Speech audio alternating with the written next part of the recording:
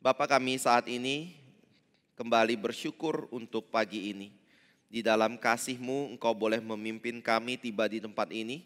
Dan di dalam kasih-Mu juga, maka kami boleh dibawa untuk mendekat kepada Engkau di dalam Kristus dan diberikan terang dari firman-Mu untuk menuntun kehidupan kami. Kami mohon di dalam kasih-Mu Engkau boleh menyatakan pengertian firman bagi kami. Engkau boleh menyatakan kebenaran-Mu bagi kami. Engkau juga boleh menyatakan segala pengharapan yang ada di dalam Kristus. Dan Engkau juga boleh menyatakan betapa kayanya kemuliaan bagian yang telah Engkau tentukan bagi kami orang-orang kudus-Mu. Kiranya di dalam pemberitaan ini Engkau sendiri yang boleh berbicara kepada kami untuk menyatakan isi hati-Mu dan kebenaran-Mu Bapa, sehingga kami boleh sungguh-sungguh hidup di dalam terang dan jalan kebenaran-Mu. Kami serahkan hamba-Mu, kami serahkan setiap dari pikiran dan hati kami, berikan kami konsentrasi, berikan kelembutan hati, sehingga firman yang diberitakan boleh tertulis di dalam hati kami yang terbuat dari daging. Kami berdoa kembali dan bersyukur di dalam nama Tuhan Yesus, yaitu Tuhan dan Juru Selamat kami yang hidup. Amin. Mari kita membuka kitab suci kita dari Kisah Rasul pasal yang ke-13. Kisah Rasul pasal yang ke-13. Kita akan membacanya dari ayat yang ke-13 sampai dengan kita bahas sampai ayat ke-41, tetapi kita boleh baca sampai ayat yang ke-49. Kisah Rasul pasal ke-13, ayat yang ke-13, ke Antiokhia di Pisidia. Lalu Paulus dan kawan-kawannya meninggalkan Pafos dan berlayar ke Perga di Pamfilia. Tetapi Yohanes meninggalkan mereka lalu kembali ke Yerusalem. Dari Perga mereka melanjutkan perjalanan mereka lalu tiba di Antiokhia di Pisidia. Pada hari Sabat mereka pergi ke rumah ibadat lalu duduk di situ. Setelah selesai pembacaan dari hukum Taurat dan kitab nabi-nabi, pejabat-pejabat rumah ibadat menyuruh bertanya kepada mereka, "Saudara-saudara, jikalau saudara-saudara ada pesan untuk membangun dan menghibur umat ini, silakanlah." Maka bangkitlah Paulus, ia memberi isyarat dengan tangannya, lalu berkata, "Hai orang-orang Israel, dan kamu yang takut akan Allah, dengarkanlah. Allah umat Israel ini telah memilih nenek moyang kita dan membuat umat itu menjadi besar. Ketika mereka tinggal di Mesir sebagai orang asing. Dengan tangannya yang luhur, ia telah memimpin mereka keluar dari negeri itu. 40 tahun lamanya, ia sabar terhadap tingkah laku mereka di padang gurun, dan setelah membinasakan 7 bangsa di tanah Kanaan, ia membagi-bagikan tanah itu kepada mereka untuk menjadi warisan mereka. Selama kira-kira 450 tahun. Sesudah itu ia memberikan mereka hakim-hakim sampai pada zaman Nabi Samuel. Kemudian mereka meminta seorang raja dan Allah memberikan kepada mereka Saul bin Kis dari suku Benyamin. 40 tahun lamanya setelah Saul disingkirkan, Allah mengangkat Daud menjadi raja mereka. Tentang Daud Allah telah menyatakan, "Aku telah mendapat Daud bin Isai, seorang yang berkenan di hatiku dan yang melakukan segala kehendakku. Dan dari keturunannya lah, sesuai dengan yang telah dijanjikannya, Allah telah membangkitkan juru selamat bagi orang Israel, yaitu Yesus. Menjelang kedatangannya Yohanes telah menyerukan kepada seluruh bangsa Israel supaya mereka bertobat dan memberi diri dibaptis. Dan ketika Yohanes hampir selesai menunaikan tugasnya, ia berkata, 'Aku bukanlah dia yang kamu sangka, tapi ia akan datang kemudian daripadaku, membuka kasut dari kakinya pun aku tidak layak. Hai saudara-saudaraku, baik yang termasuk keturunan Abraham maupun yang takut akan Allah, kabar keselamatan itu sudah disampaikan kepada kita, sebab penduduk Yerusalem dan pemimpin-pemimpinnya tidak mengakui Yesus dengan menjatuhkan hukuman mati atas dia. Mereka menggenapi perkataan nabi-nabi yang dibacakan setiap hari Sabat. Dan meskipun mereka tidak menemukan sesuatu yang dapat menjadi alasan untuk hukuman mati itu, namun mereka telah meminta kepada Pilatus supaya ia dibunuh. Dan setelah mereka menggenapi segala sesuatu yang ada tertulis tentang dia, mereka menurunkan dia dari kayu salib, lalu membaringkannya di dalam kubur. Tetapi Allah membangkitkan dia dari antara orang mati, dan selama beberapa waktu ia menampakkan diri kepada mereka yang mengikuti dia dari Galilea ke Yerusalem. Mereka itulah yang sekarang menjadi saksinya bagi umat ini. Dan kami sekarang memberitakan kabar kesukaan kepada kamu, yaitu bahwa janji yang diberikan kepada nenek moyang kita telah digenapi Allah kepada kita, keturunan mereka, dengan membangkitkan Yesus seperti yang ada tertulis dalam Mazmur kedua. Anakku engkau, aku telah memperanakan engkau pada hari ini. Allah telah membangkitkan dia dari antara orang mati, dan ia tidak akan diserahkan kembali kepada kebinasaan. Hal itu dinyatakan oleh Tuhan dalam firman ini. Aku akan menggenapi kepadamu janji-janji yang kudus, yang dapat dipercayai, yang telah kuberikan kepada Daud. Sebab itu ia mengatakan dalam Mazmur lain, engkau tidak akan membiarkan orang kudusmu melihat kebinasaan. Sebab Daud melakukan kehendak Allah pada zamannya. Lalu ia mangkat dan dibaringkan di samping nenek moyangnya. Dan ia memang diserahkan kepada kebinasaan. Tetapi Yesus yang dibangkitkan Allah tidak demikian. Jadi ketahuilah saudara-saudara, oleh karena dialah maka diberitakan kepada kamu pengampunan dosa. Dan di dalam dialah setiap orang yang percaya memperoleh pembebasan dari segala dosa yang tidak dapat kamu peroleh dari hukum Musa.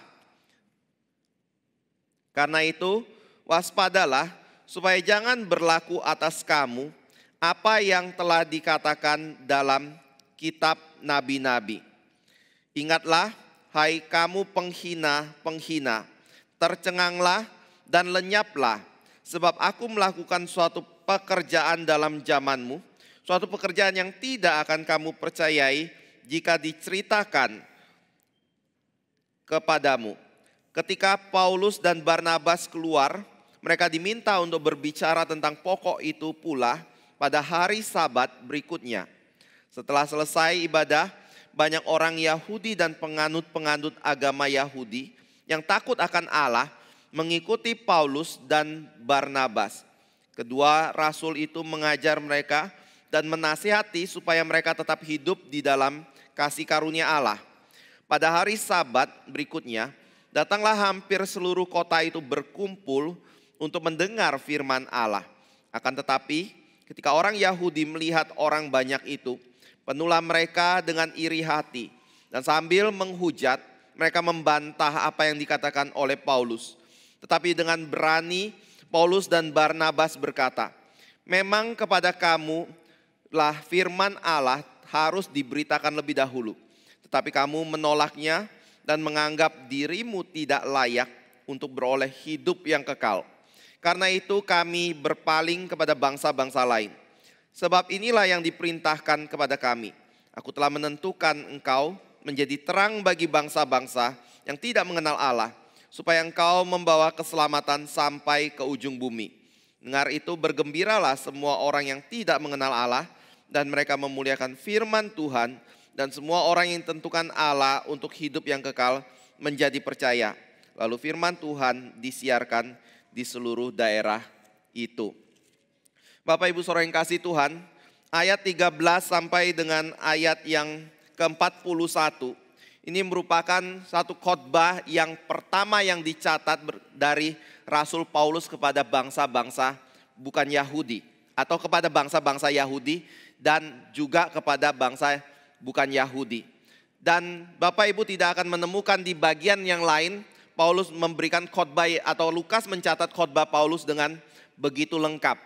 Walaupun saya percaya atau banyak penafsir yang mengatakan walaupun Paulus punya khotbah tidak dicatat secara lengkap, dan juga sebenarnya ayat 13 sampai ayat 41 juga bukan merupakan khotbah penuh daripada Rasul Paulus, tetapi ayat 13 sampai 41 itu adalah esensi berita yang Paulus kabarkan atau ajarkan kepada orang-orang yang dia injili. Dan ini adalah juga menjadi satu berita yang diberitakan oleh Paulus di dalam khotbah-khotbah yang lain yang Paulus kabarkan, tetapi yang Lukas catat secara singkat. Jadi intinya adalah apa yang dikabarkan oleh Paulus di dalam pemberitaan Injil adalah apa yang kita baca di dalam ayat 13 sampai ayat yang ke-41. Walaupun tentunya ada bagian-bagian yang lebih limpah, lebih mendalam, dan lebih kaya juga yang Paulus kabarkan kepada orang-orang Kristen yang ia menangkan bagi Kristus. Dan saudara bisa baca itu di dalam ayat yang tadi kita baca di pasal yang ke-13, atau minggu depannya orang-orang banyak itu meminta Paulus dan Barnabas untuk mengajar dan menasihati mereka menasihati supaya mereka hidup di dalam kasih karunia Allah. Jadi ada bagian lain di mana Paulus bertemu dengan orang-orang Kristen itu lalu mendidik mereka dengan kebenaran firman Tuhan. Dan Bapak Ibu bisa bayangkan juga ketika Paulus pergi menuju ke Yerusalem untuk terakhir kalinya dia bisa melayani dengan bebas. Di situ dia memanggil jemaat Efesus datang, atau penatua Efesus datang untuk menghadap dia di dalam perjalanan menuju ke Yerusalem itu. Lalu di situ Paulus mengeluarkan satu kalimat yang sangat penting, yaitu bahwa aku tidak lalai untuk memberitakan seluruh kebenaran tentang Tuhan kepada kamu. Berarti di dalam pelayanan Paulus, dia tidak memilih tema-tema tertentu untuk diajarkan kepada jemaat Tuhan, tetapi dia mengajarkan pengertian tentang Tuhan, tentang Mesias, tentang Juru Selamat Kristus, dan kebenaran-kebenaran yang Tuhan wahyukan kepada diri dia secara keseluruhan kepada para penatua jemaat dan kepada jemaat Tuhan pada waktu Paulus melayani. Jadi ini yang menjadi satu prinsip mengapa di dalam gereja kita, atau khususnya di dalam gereja Reform, kita tidak biasa mengkhotbahkan tema-tema tertentu. Walaupun di dalam khotbah kita mengandung tema-tema tertentu. Dan ada momen-momen tertentu kita akan mengkhotbahkan tema-tema tertentu. Misalnya di momen Paskah, di momen Natal, di momen kebangkitan Kristus, atau di momen dari kenaikan Yesus Kristus. Di momen Pentakosta ketika Roh Kudus turun, kita memperingati hari itu. Maka kita mengkhotbahkan tema-tema tertentu. Ada momen lain kita bisa mengkhotbahkan tema tentang keluarga, tentang hal-hal lain. Tetapi biasanya di dalam kebaktian minggu kita membahas per kitab yang disebut dengan khotbah eksposisi. Tujuannya untuk apa? Tujuannya untuk kita memberitakan seluruh kebenaran firman Tuhan dan kita mengerti apa yang menjadi seluruh kebenaran firman Tuhan itu. Jadi ini adalah satu prinsip yang Paulus tekankan ketika dia melayani di dalam dunia ini. Dan pada waktu kita melihat di dalam pasal 13 ini, maka Paulus atau Lukas mencatat pemberitaan yang Paulus beritakan kepada orang-orang Yahudi dan juga bukan Yahudi berkenaan mengenai siapa Yesus itu. Atau inilah yang menjadi berita Injil yang Paulus kabarkan. Bapak Ibu boleh bandingkan bagian perikop ini dengan bagian perikop dari khotbah Petrus di dalam Kisah Rasul pasal 3 atau 2 dan 4 di situ. Maka Bapak Ibu akan menemukan ternyata apa yang menjadi berita yang dikabarkan oleh Paulus itu sama seperti apa yang Petrus kabarkan. Jadi pada waktu kita membaca mengenai peristiwa, ini minggu lalu saya sudah sebutkan sedikit ya. Peristiwa di mana Barnabas berselisih dengan Paulus. Atau yang dikarenakan Barnabas ingin membawa serta Yohanes Markus di dalam perjalanan misi kedua mereka. Itu bukan dikarenakan Paulus memberitakan satu berita yang bertentangan dengan berita yang dikabarkan oleh Petrus dan Barnabas. Paulus mengabarkan kasih karunia. Petrus mengabarkan kasih karunia. Barnabas juga mengabarkan tentang kasih karunia. Makanya kalau kita lihat tadi di dalam ayat yang ke-43, di situ baik Barnabas dan Paulus ketika berbicara dengan orang-orang Kristen mula-mula pada waktu itu, mereka menasihati agar orang-orang Kristen itu hidup di dalam kasih karunia Allah. Jadi berita yang dikabarkan itu tetap sama. Jadi dan Yohanes Markus mundur dari pelayanan yang mengakibatkan Barnabas marah atau berselisih dengan Paulus itu bukan dikarenakan masalah doktrinal, tetapi ada masalah lain. Masalah apa itu? Saya tidak mau membahasnya karena Alkitab tidak memberitahu kita secara spesifik tentang itu. Tetapi minggu lalu saya sudah memberitakan kemungkinan dari persoalan yang menjadi persoalan kenapa mereka berselisih itu. Dan saya juga melihat ini adalah hal yang bijaksana. Bapak Ibu mendapatkan informasi yang banyak itu baik. Tetapi ada kalanya kita juga tidak perlu tahu segala informasi yang ada, khususnya berkaitan dengan perselisihan-perselisihan yang ada di dalam jemaat Tuhan. Mungkin kita cukup tahu ada konflik, ada permasalahan. Tetapi bagaimana kita meresponi keadaan itu jauh lebih baik daripada kita mengerti apa yang menjadi masalah, lalu kita terlibat di dalam bagian dari penyebar isu yang ada di dalam persoalan yang terjadi di dalam gereja Tuhan. Tapi kita lebih baik mendoakan, kita lebih baik turut menjadi satu mediasi atau membuat suasana itu menjadi satu suasana yang lebih kondusif, di mana persekutuan dan relasi kasih masih bisa tetap diterapkan di dalam gereja Tuhan. Kita lanjutkan ya. Nah, setelah kepulangan dari Yohanes Markus ini, maka di sini dikatakan Paulus dan Barnabas itu pergi dari Perga menuju ke Antiokhia yang ada di Pisidia. Ini Antiokhia yang mana? Yang pasti ini bukan Antiokhia di mana Barnabas pertama diutus pergi ke sana. Lalu Barnabas mencari Paulus untuk melayani di Antiokhia. Dan kemudian jemaat atau umat Tuhan pertama-tama disebut sebagai orang Kristen. Tapi ini adalah Antiokhia yang berbeda.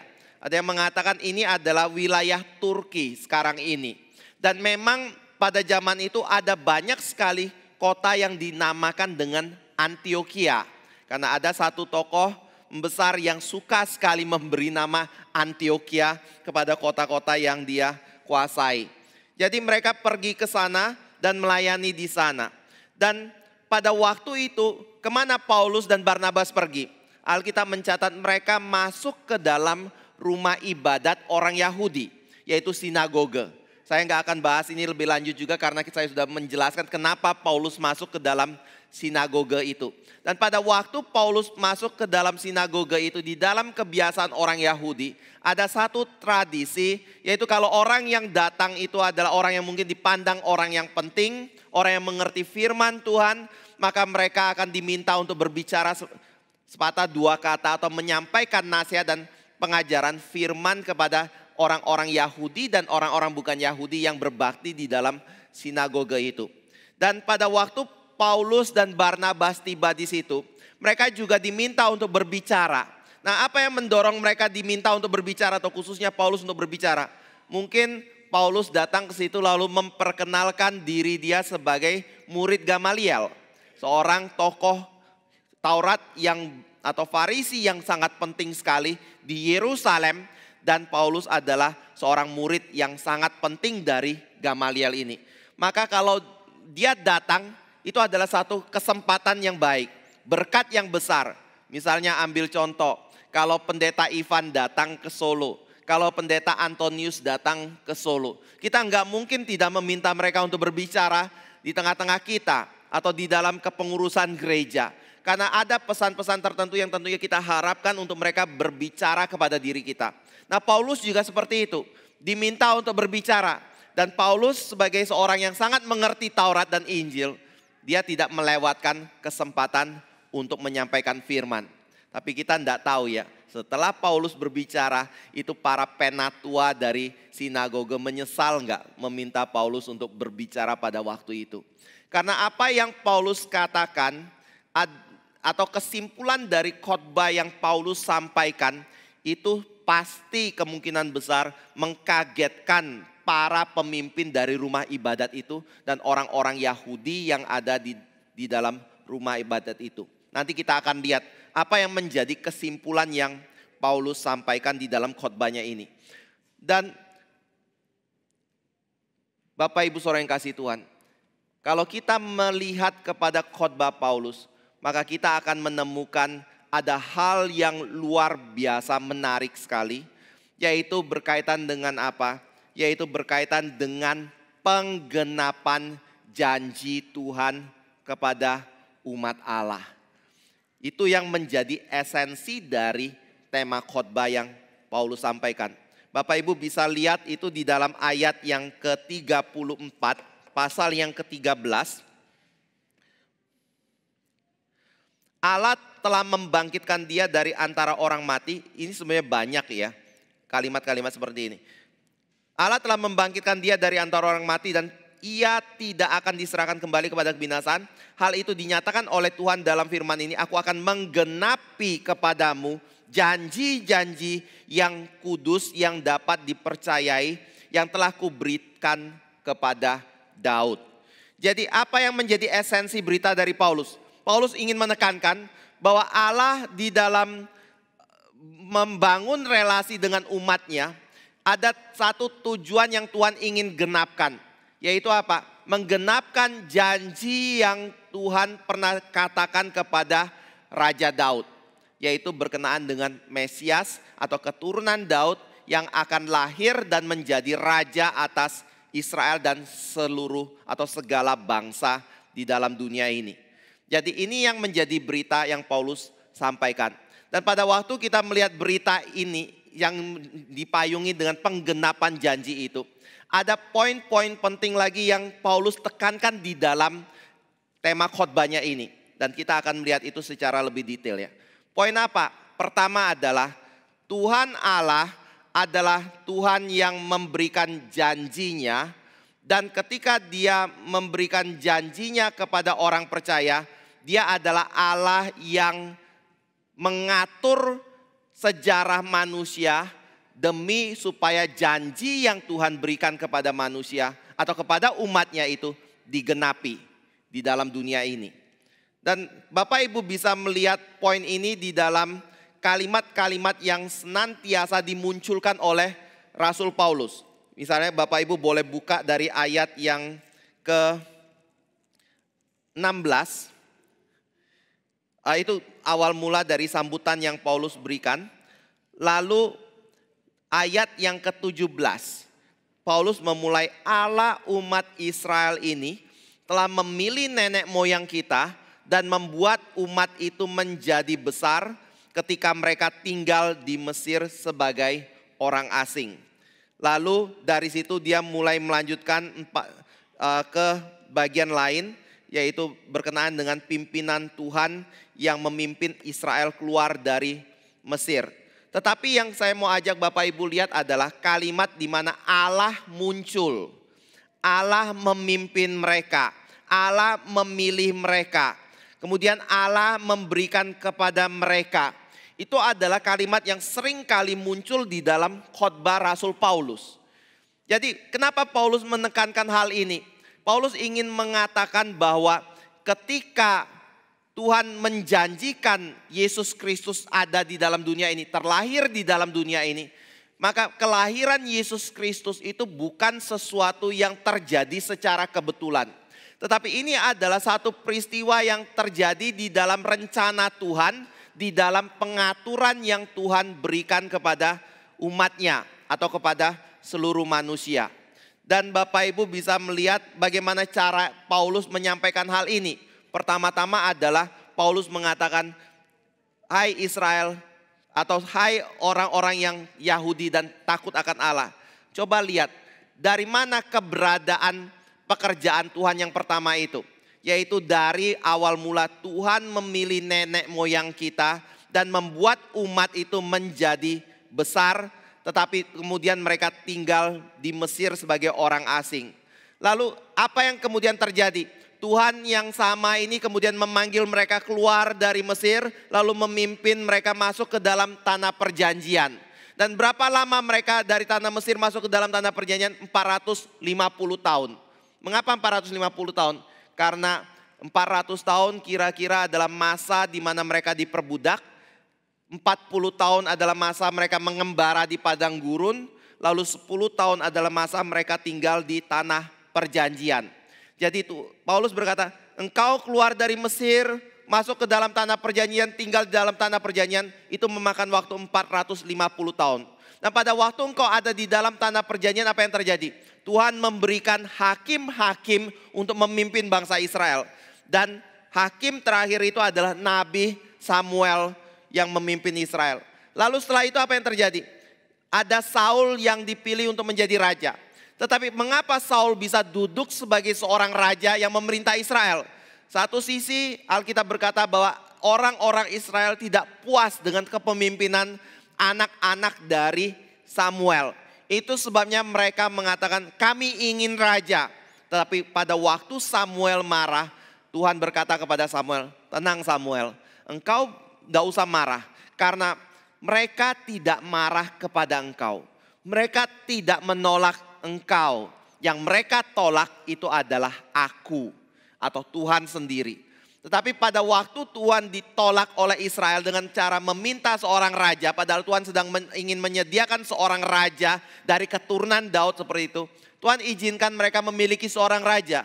Yaitu dari bangsa Israel, dari suku Benyamin, yaitu Raja Saul yang dipilih untuk menjadi raja atas Israel.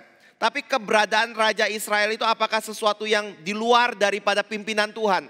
Alkitab mengatakan tidak. Mereka tetap ada di dalam pimpinan Tuhan. Dan setelah peristiwa itu apa yang terjadi? Paulus berkata, Daud kemudian duduk di dalam pemerintahan menggantikan Raja Saul itu. Dan dari situ Paulus langsung menarik satu kesimpulan atau memberikan satu lompatan yang begitu besar sekali. Dari Daud ini yang dijanjikan bahwa keturunannya akan duduk sebagai seorang raja yang memerintah sampai selama-lamanya, itu kemudian duduk di dalam pemerintahan yang dikatakan Tuhan bukan Salomo, bukan anak Salomo, tetapi langsung lompat kepada Yesus Kristus yang menjadi raja itu.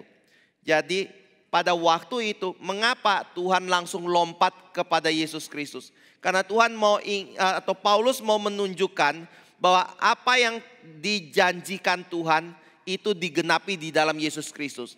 Dan apa yang dijanji Tuhan yang digenapi di dalam Yesus Kristus itu adalah sesuatu yang tidak mungkin bisa terjadi kalau Tuhan tidak memimpin bangsa Israel, umatnya, dan memimpin sejarah manusia sehingga Yesus Kristus bisa lahir dari keturunan Raja Daud ini.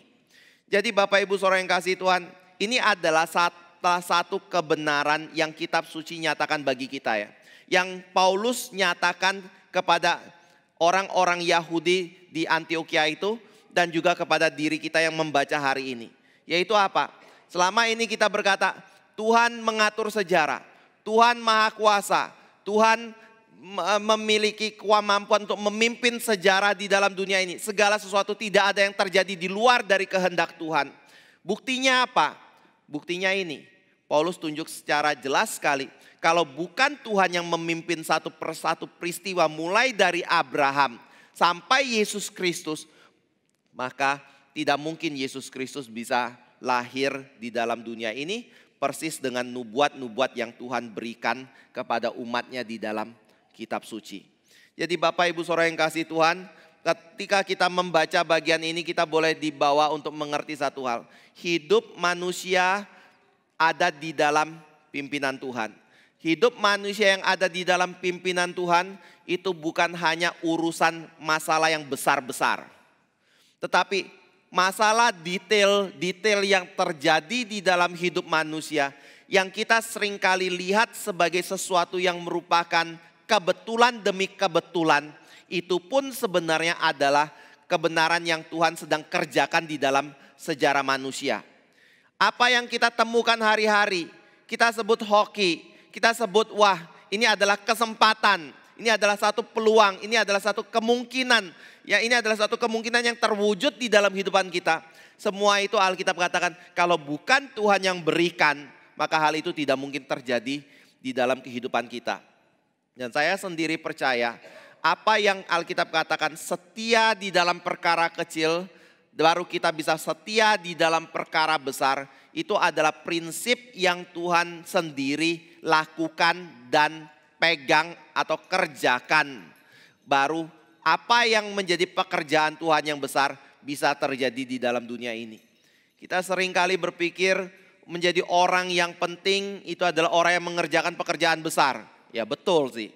Sehingga pada waktu kita melihat pekerjaan yang kecil kita abaikan dalam hidup kita, itu salah. Kita juga perlu memikirkan hal-hal yang kecil selain dari hal-hal yang besar. Dan kalau kita memikirkan perkara-perkara yang kecil, saya yakin tidak ada perkara-perkara yang terlalu besar untuk diselesaikan. Bapak Ibu Saudara yang kasih Tuhan, Tuhan menggenapi janjinya. Bagaimana cara Tuhan menggenapi janjinya? Hal pertama adalah Tuhan menggenapi janji dengan Tuhan memimpin sejarah manusia. Sejarah umatnya, sejarah bangsa-bangsa, sejarah kerajaan-kerajaan yang ada di dalam dunia ini, dan sejarah dari kehidupan pribadi-pribadi orang secara spesifik di dalam dunia ini. Ada salah satu contoh yang menarik adalah, Bapak Ibu kalau kita baca perjanjian lama, mungkin kita bisa lihat dari kitab Ester, tapi karena Ester terlalu umum, Bapak Ibu bisa lihat kepada kitab Rut. Pada waktu kita membaca kitab Rut, itu adalah satu kitab yang terjadi di dalam zaman hakim-hakim. Di mana Tuhan menjatuhkan hukuman kepada bangsa Israel dengan adanya kekeringan pada waktu itu. Tetapi ketika kekeringan melanda mereka, maka Elimelek dan Naomi memutuskan untuk membawa keluarganya dan kedua anak laki-lakinya untuk pergi keluar dari Yehuda atau dari Israel. Pergi kemana? Menuju ke tanah Moab dan tinggal di tanah Moab itu. Kelihatannya mereka tidak mau tunduk di bawah hukuman yang Tuhan berikan kepada orang Israel. Mereka merasa bahwa terlalu berat untuk hidup di tanah Israel karena pada waktu itu kekeringan begitu hebat sekali. Mereka bukannya berdoa kepada Tuhan, mungkin meminta pengampunan dari Tuhan, tetapi justru mereka merasa bahwa kita harus punya kehidupan yang lebih baik. Kita harus punya keluarga yang tidak ada di dalam kondisi yang begitu menyedihkan ini. Lalu caranya bagaimana? Pergi menuju ke tanah Moab, yaitu satu tanah di mana Israel sendiri sebenarnya tidak boleh bergaul dengan mereka dan bahkan menikahkan anaknya dengan orang-orang Moab itu. Tetapi Elimelek dan Naomi membawa anak-anaknya pergi ke sana, pindah di sana, ingin mendapatkan nasib yang lebih baik dan bahkan menikahkan kedua anaknya di tanah Moab tersebut dengan orang Moab. Lalu apa yang terjadi? Secara singkat, suaminya meninggal, kedua anak laki-lakinya meninggal, lalu si tua Naomi tinggal sendirian dengan dua menantu perempuannya yang masih muda, dan pada waktu itu dia di dalam keputusasaannya memutuskan untuk kembali ke tanah Yahudi. Nah, pada waktu dia kembali, dia menyuruh kedua anak menantunya pulang ke rumah orang tuanya. Tetapi pada waktu itu ada satu anak menantu yang begitu setia dan mengasihi dia yang bernama Rut mendampingi Naomi pulang. Bapak Ibu Saudara yang kasih Tuhan, ini peristiwa apa ya? Ini kehendak Tuhan bukan? Setelah kita baca peristiwa akhirnya Naomi menikah dengan Boas melahirkan Isai. Kita bisa katakan itu kehendak Tuhan. Tapi coba kalau kita tempatkan diri kita di zaman Naomi. Sebagai Naomi. Kira-kira kita akan lihat ini kehendak Tuhan dalam hidup saya bukan?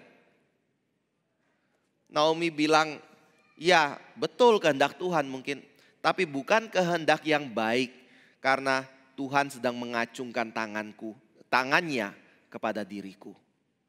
Dia merasa Tuhan sedang menghukum dia. Tuhan sedang tidak berpihak kepada dia. Dan apa yang menjadi soal itu, Alkitab tidak secara spesifik katakan itu kepada kita. Walaupun kita bisa menafsirkan kemungkinan perjalanan Naomi itu adalah karena dia berusaha menghindarkan diri dari hukuman Tuhan kepada umat Allah. Dan itu mengakibatkan dia juga tidak bisa lepas dari hukuman ketika dia berada di tanah Moab seperti itu. Dan segala malapetaka itu terjadi dalam hidup dia. Tapi pada waktu hal itu terjadi, Naomi cuma berpikir mungkin satu hal. Tuhan sedang menghukum saya. Karena apa? Saya tidak taat kepada firman Tuhan. Saya tidak setia kepada Tuhan. Dan ini yang menjadi akibat dari saya membawa keluarga saya pergi ke tanah lain dan bahkan mungkin menikahkan dengan suku lain, suku Moab yang dilarang oleh Tuhan. Ada rencana apa? Nggak ngerti. Yang tahu adalah saat ini saya ada di dalam kecelakaan. Tetapi ternyata kecelakaan Naomi itu pergi ke tanah Moab. Justru tujuannya cuma satu sebenarnya. Bawa Rut pulang kembali ke Israel. Dan melahirkan atau anak yang merupakan kakek dari Raja Daud. Cuma itu saja. Dia dipakai oleh Tuhan untuk pekerjaan keselamatan itu. Makanya nama dia dicantumkan sampai hari ini. Bapak Ibu Saudara yang kasih Tuhan. Tapi pada waktu hal itu terjadi, kita diingatkan. Ternyata tangan Tuhan tidak lepas dari Rut. Atau terlepas dari Naomi.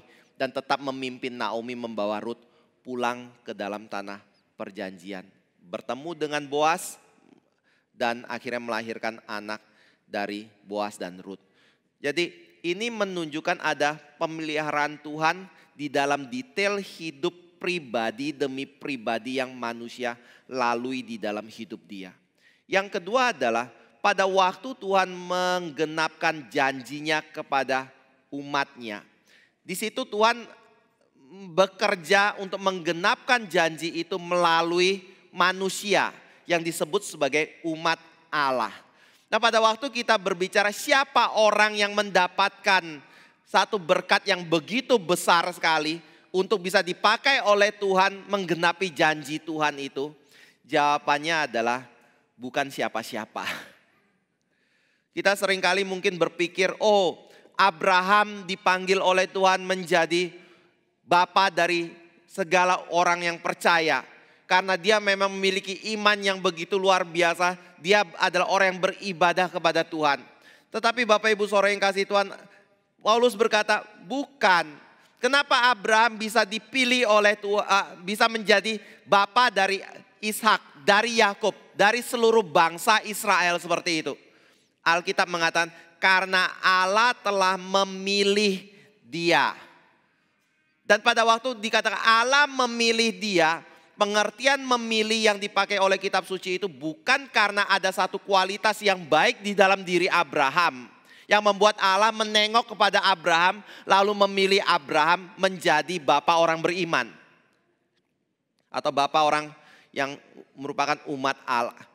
Melainkan karena kasih karunia dari Tuhan semata.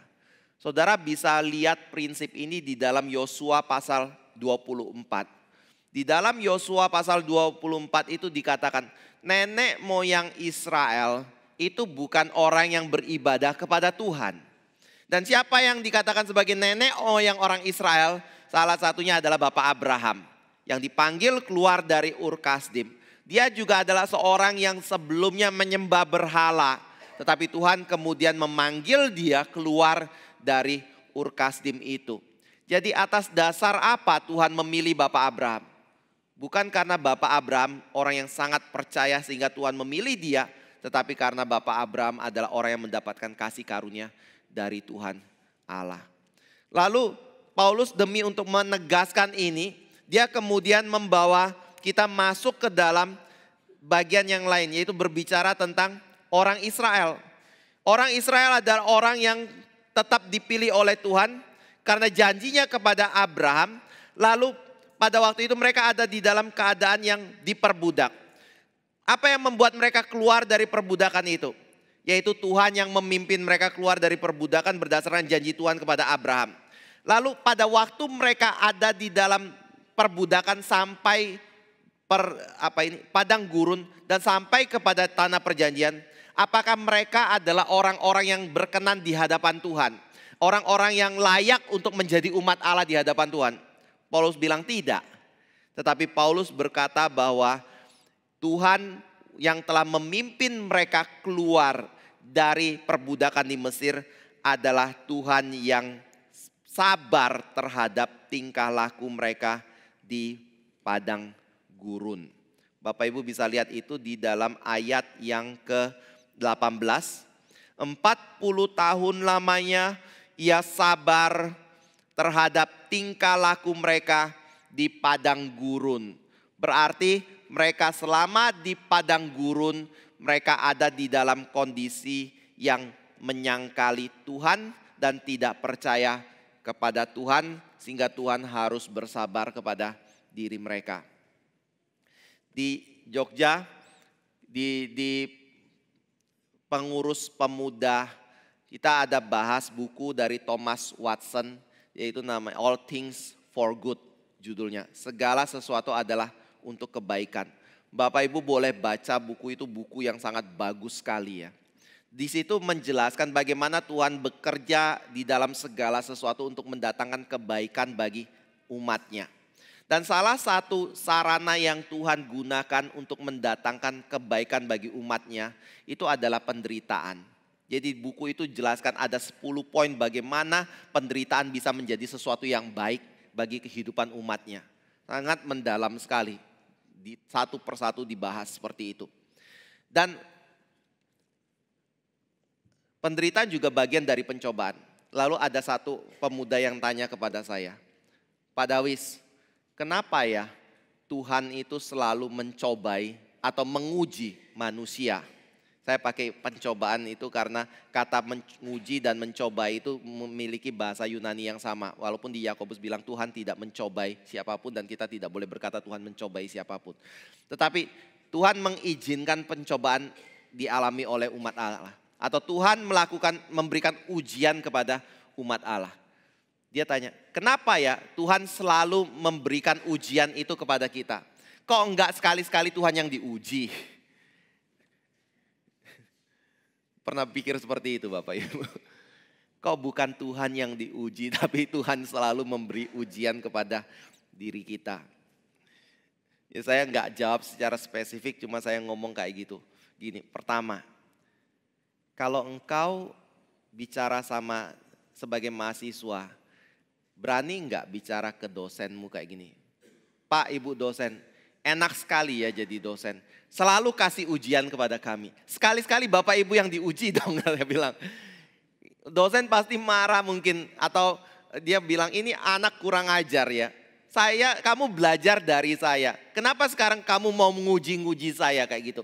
Ya saya dong yang mendidik kamu dan menguji apakah engkau sudah mendapatkan nilai itu. Ya walaupun ada mahasiswa yang suka menguji dosennya kayak gitu. Tapi dia ngomong satu kalimat yang menarik. Tapi dosen saya bilang kayak gini, sekali-sekali dosen juga perlu diuji oleh mahasiswanya. Dalam hal apa? Kesabaran. Bapak Ibu Saudara yang kasih Tuhan, itu yang kita seringkali lakukan kepada Tuhan bukan? Kita seringkali menguji kesabaran Tuhan.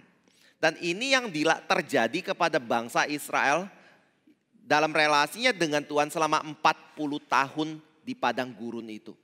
Nah kalau kita tanya lagi, kenapa ya Tuhan itu dikatakan diuji kesabarannya? Karena apa? Yang jadi mahasiswa suka ngeyel. Yang jadi murid suka tidak taat.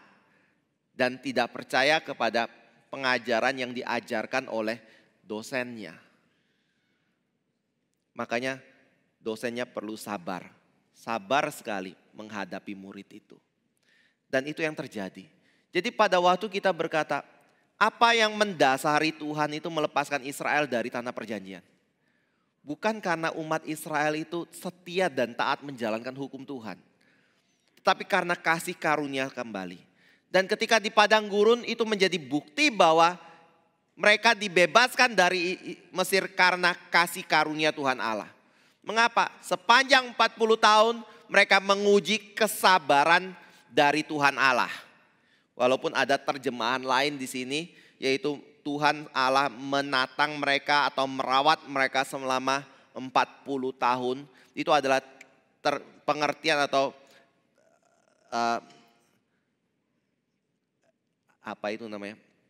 varian teks yang lain dari ayat yang ke-18 ini. Dan walaupun ada perbedaan itu dan banyak penafsir mengatakan sulit untuk menentukan mana yang benar, apakah Tuhan bersabar atau Tuhan merawat mereka selama 40 tahun itu.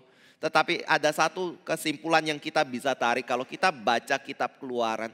Memang satu sisi Tuhan begitu bersabar kepada orang Israel karena ngeyel terus. Tetapi di sisi lain Tuhan memelihara mereka selama 40 tahun. Tuhan tidak pernah meninggalkan umat Israel tersebut selama 40 tahun bahkan sampai hari ini. Bapak Ibu Saudara yang kasih Tuhan, bukankah itu berarti bahwa Tuhan itu begitu setia kepada janjinya dan dia tidak pernah mengingkari janjinya? Bapak Ibu, kalau kita teruskan ya, nah waktu kita terbatas, saya nggak akan panjang lebar bicara seperti ini. Tapi kalau kita teruskan, di situ Paulus akan melanjutkan kembali bagaimana Tuhan itu memberikan Saul. Walaupun Saul tidak setia kepada Tuhan, tetap Tuhan setia kepada janjinya kepada Israel. Lalu di situ muncul Daud. Daud menjadi raja dan setelah itu Daud kemudian melahirkan Yesus Kristus. Mengapa Yesus Kristus bisa lahir? Karena Tuhan setia pada janjinya dan kelahiran Yesus Kristus itu karena kasih karunia yang Tuhan berikan kepada umatnya. Yaitu dia tetap setia, dia bersabar, dia memelihara umatnya. Mulai dari Abraham sampai kepada Yesus Kristus lahir di dalam dunia ini. Jadi pada waktu kita berbicara tentang janji Tuhan yang digenapi.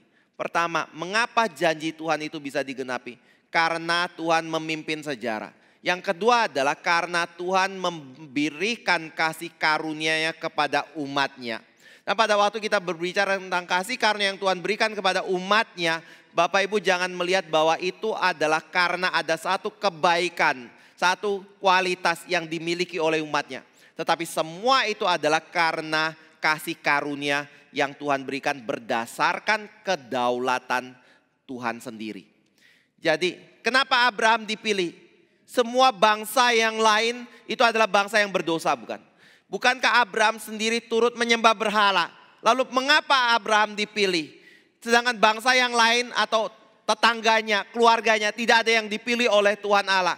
Bukankah itu menunjukkan bahwa Abraham ada kebaikan dibandingkan semua yang lain? Tidak, bukan. Tetapi hanya sekedar karena kedaulatan Tuhan, maka Abraham dipilih sedangkan yang lain tidak dipilih. Dan kedaulatan ini membuat kita tidak mungkin bisa bertanya kepada Tuhan, mengapa saya ya Tuhan? Mengapa orang itu ya Tuhan? Yaitu kedaulatan. Itu hak prerogatif dari Tuhan Allah sendiri yang kita tidak bisa pertanyakan sebagai ciptaan Tuhan. Lagi pula enggak ada yang kita bisa pertanyakan kecuali satu hal sebenarnya. Tuhan, mengapa saya yang berdosa ini? Tuhan, mengapa bukan orang lain tetapi saya yang sangat berdosa ini? Yang Tuhan karuniakan iman dan Tuhan karuniakan keselamatan di dalam Yesus Kristus. Itu kasih karunia. Dan yang ketiga adalah pada waktu Tuhan memberikan penggenapan janjinya. Penggenapan janji itu adalah sesuatu yang diberikan hanya di dalam Yesus Kristus. Bapak Ibu Saudara yang kasih Tuhan, Paulus di dalam khotbahnya kepada orang-orang Yahudi, dia tidak berpegang kepada prinsip pluralisme. Tetapi dia berpegang pada prinsip kemutlakan bahwa keselamatan itu hanya ada di dalam Yesus Kristus. Dan janji Tuhan digenapi bukan bagi semua manusia yang ada di dalam dunia ini, tetapi janji Yesus digenapi hanya bagi semua orang yang bertobat dari dosanya dan percaya kepada Yesus Kristus, atau yang berada di dalam Yesus Kristus. Itu adalah hal yang utama sekali.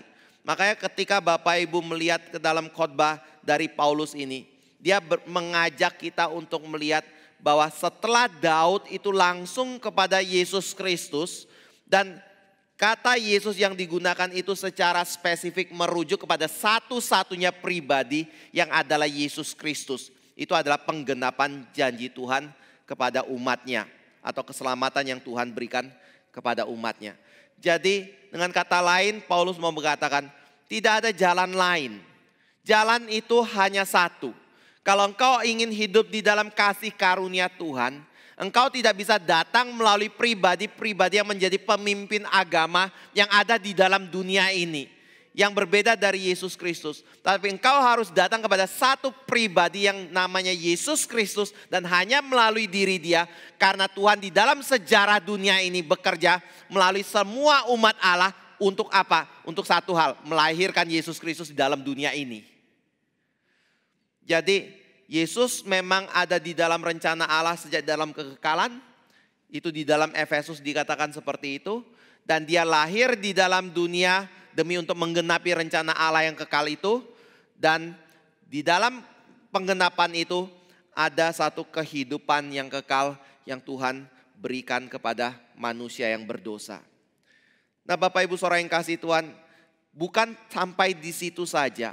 Kalau kita perhatikan di dalam kitab suci sampai kitab Wahyu, maka kita akan menemukan sebenarnya kulminasi dari sejarah manusia di dalam dunia ini ada pada Kristus. Perjanjian Lama menubuatkan tentang Yesus. Perjanjian Baru berbicara Yesus sudah datang ke dalam dunia ini. Dan kitab Wahyu berbicara Dia yang akan menjadi penguasa, pemerintah dari seluruh bangsa, dan Dia adalah hakim satu-satunya yang akan menghakimi semua manusia. Jadi ini adalah satu kebenaran yang saya percaya penting sekali untuk kita mengerti. Karena di dalam sejarah umat manusia, mengapa umat manusia bisa ada di dalam dunia ini? Efesus berkata cuma satu sebab, yaitu Tuhan ingin menjalankan rencana keselamatannya di dalam Kristus dan menjadikan Kristus raja atas segala bangsa, yaitu segala manusia yang ada di dalam dunia ini. Kalau Tuhan tidak punya rencana itu, maka dunia ini tidak ada. Manusia tidak ada. Kita tidak ada. Karena nggak perlu itu semua. Bapak Ibu Saudara yang kasih Tuhan, apa yang menjadi tujuan utama di dalam hidupmu? Yang paling utama, menggenapi kehendak Tuhan, rencana Tuhan, atau menggenapi kehendak diri dan rencana diri. Alkitab berkata kalau kita terus mengejar apa yang menjadi keinginan diri kita nggak akan bawa sesuatu ke dalam kekekalan. Kalau kita selalu menjalankan rencana diri kita dan selalu mengejar dan menjadikan apa yang kita inginkan terjadi. Saya mau tanya, yang menjadi penguasa hidup kita itu siapa? Tuhan atau diri kita? Padahal keberadaan kita sebagai orang Kristen itu adalah sesuatu yang merupakan kasih karunia Tuhan. Bukan karena ada hal baik yang kita tunjukkan dalam hidup kita. Jadi melalui khotbah yang Paulus sampaikan kepada kita, saya akhiri di sini dulu ya. Apa yang kita gumulkan, apa yang kita perjuangkan, apa yang kita utamakan dalam hidup kita. Mungkin Bapak Ibu akan tanya kayak gini, ya tapi kita kan punya karunia masing-masing. Kita punya panggilan masing-masing. Kita diberikan talenta yang berbeda antara satu dengan yang lain. Ya Bapak diberikan talenta untuk menjadi atau panggilan menjadi hamba Tuhan. Saya menjadi seorang bisnismen, saya menjadi seorang karyawan, saya menjadi seorang dokter, saya menjadi seorang arsitek, saya menjadi seorang ekonom atau pejabat seperti itu. Kita punya panggilan kita masing-masing. Betul, nggak salah. Tetapi yang saya tanyakan itu bukan panggilan kita menjadi apa, tapi apa yang menjadi tujuan utama di dalam hidup kita. Atau panggilan utama di dalam kehidupan kita. Itu memuliakan Tuhan di dalam semua bidang yang Tuhan tempatkan kita berada. Jadi Bapak Ibu jangan berpikir bahwa hamba Tuhan dan penginjil itu hanya yang berdiri di mimbar ini. Kalau GRI Solo, siapa yang jadi hamba Tuhan? Pendeta Dawis, Vikaris Marvin seperti itu. Vikaris Lukman. Oke, jabatan oke. Tetapi Alkitab juga berkata kita semua adalah hamba Tuhan. Di mana saya melayani? Ladang saya apa? Ya, satu sisi mungkin bisa bicara gereja ketika Bapak Ibu datang ke dalam gereja untuk berbakti kepada Tuhan dan melayani di dalam gereja Tuhan. Tetapi saya juga mau ingatkan Alkitab berkata Bapak Ibu adalah hamba Tuhan di semua tempat di mana Bapak Ibu ditempatkan bekerja. Dan Tuhan lihat Bapak Ibu pendeta-pendeta itu bukan. Atau penginjil-penginjil itu bukan. Atau imam-imam itu bukan.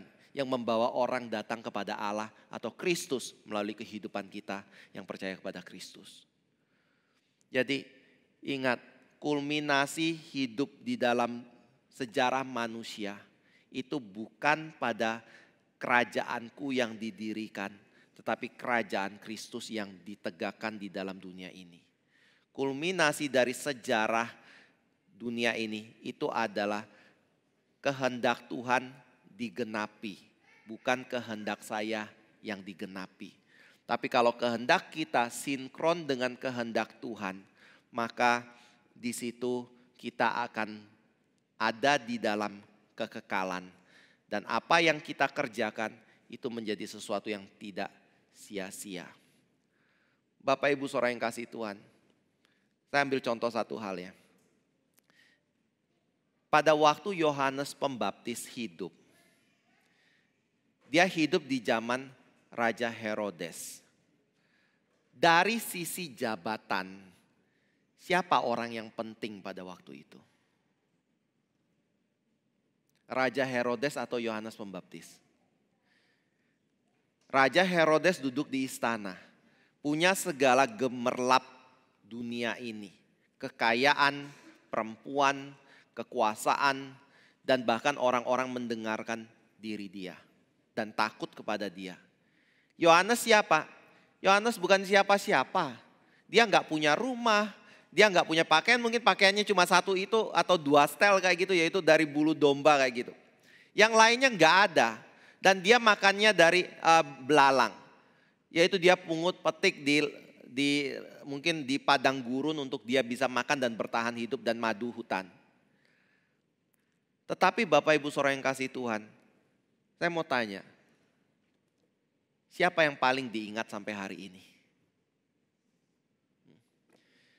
Herodes hidupnya lebih panjang dari Yohanes Pembaptis loh. Yohanes Pembaptis itu hanya 6 bulan saja kesempatan untuk melayani. Dia hidup dari kecil sampai besar 30 tahun.